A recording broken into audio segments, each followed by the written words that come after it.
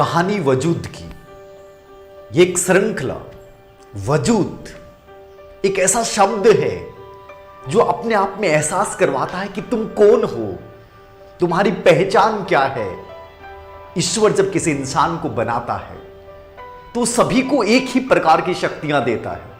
वो कोई भेदभाव नहीं करता, लेकिन हम में से कुछ लोग अपनी उसी नियति को मान लेते हैं कि मेरी नियति में ऐसा लिखा था, और कुछ लोग हम में से ऐसे होते हैं जो उस नियति को बदल डालते हैं। आप कौन से लोग हो, ये आपका वजूद तय करेगा। बहुत से बच्चों का एक शब्द मेरे सामने आता है। यह आज कहानी हर उस बच्चे के जीवन की है जो ये मानता है कि सर मेरे सामने परिस्थितियां ऐसी आ गई और मैं कुछ नहीं कर पाया। सर मेरे हालात ऐसे थे कि मैं झुक गया। सर उन्होंने मेरी जिंदगी बर्बाद कर दी।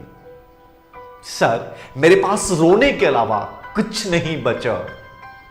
उन्होंने मेरे चेहरे पे थूक दिया और मैं बर्दाश्त कर गई। याद रखना इस चीज को। भगवान ने आपको इतनी अंतर शक्तियों से युक्त किया है, आप सोच नहीं सकते। ये आपको तय करना होगा कि आप बिना वजूद के जिंदगी जीते हैं या वजूद के साथ जिंदगी जीते हैं। ये कहानी हर उस शख्स की है जिसने अपने वजूद को सिद्ध किया है। एक ऐसा ही व्यक्ति जो गायकी का सपना लेके उतरता है, सपने से बहुत प्यार था और उसी सपने को लेकर पहुंच जाता है इंडियन आइडियल का एक शो अक्स, और वहां अपने दिल से किसी चीज को गाता है, लेकिन नियति को तो कुछ और मंजूर था। वहां मौजूद जज ने उस एक युवा गायकार को अस्वीकार कर दिया कि नहीं, हम आपको रिजेक्ट करते हैं, हमारी तरफ से ना है।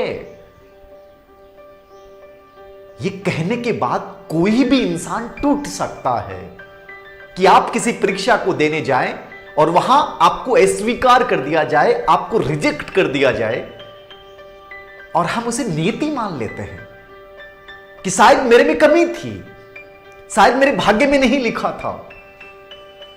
लेकिन वो इंसान ऐसा नहीं था। उसने अपने मम्मी पापा की आंखों में वो आंसू देख लिए जो चाह रहे थे कि वो रिजेक्ट ना हो, लेकिन उसने तो हिम्मत नहीं हारी। वो लौटता है, लेकिन हार की निराशा के साथ नहीं, एक जज्बे के साथ, एक जुनून के साथ, एक संकल्प के साथ कि फिर से लौटूंगा। और इतनी कड़ी मेहनत और जुनून के साथ मेहनत करता है कि आज वो लोगों के दिलों की आवाज बन चुका है। सुना होगा आपने इनके गानों को, सुना होगा आपने इनकी सुरीली आवाज को।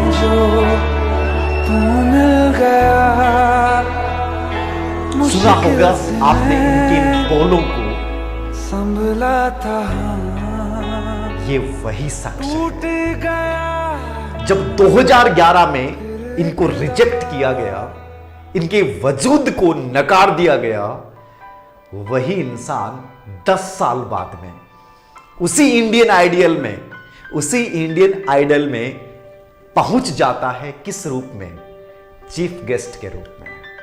यानी जहां वो अपना एक सपना लेके गया था, वहां नकार दिया गया। उसी शो में उनको एक चीफ गेस्ट के रूप में बुलाया जाता है।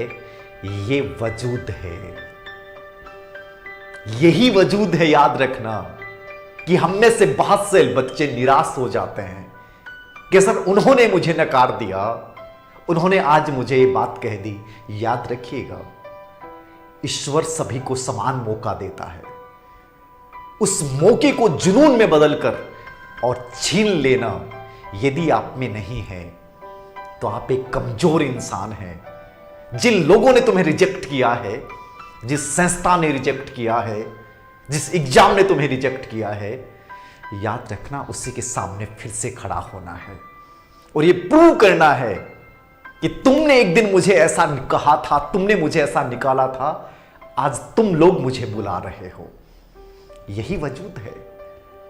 ढूंढो वजूद को तुम जो उसे खो बैठे हो, ढूंढो वजूद को जो तुम उसे खो बैठे हो। कब तक बंद कमरे में छुप छुप कर रोवोगे?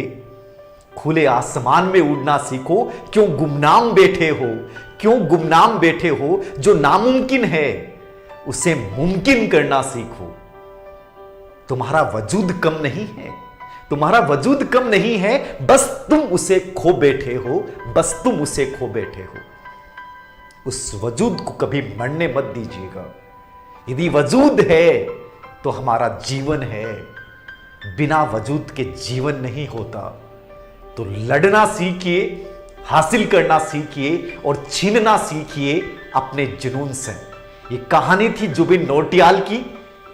ऐसे ही बहुत सारी कहानियां जिन्होंने अपने वजूद को कई असफलताओं के बाद सिद्ध किया, इस श्रृंखला में मैं आप लोगों के सामने लेके आऊंगा।